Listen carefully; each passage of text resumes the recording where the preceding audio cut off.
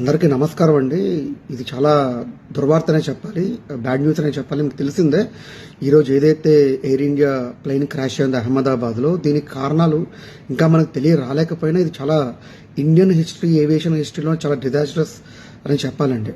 ముఖ్యంగా take off అయినప్పుడు, landing అయినప్పుడు చాలా క్రూషియల్గా ఉంటుందండి ఫ్లైట్ క్యాబిన్ అనేది.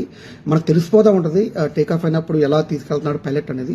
బట్ ఇది 2 minutes వ్యవధిలో కూలిపోయిందంటే చాలా బాధనే చెప్పాలి.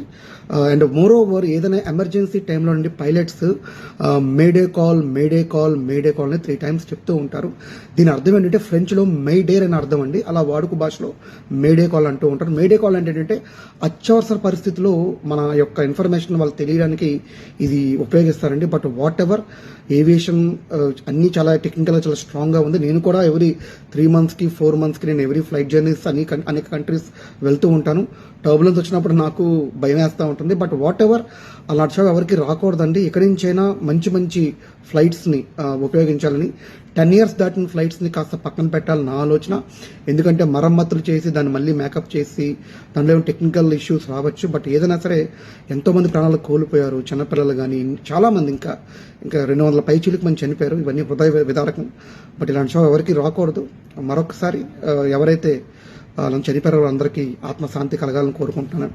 నమస్కారం.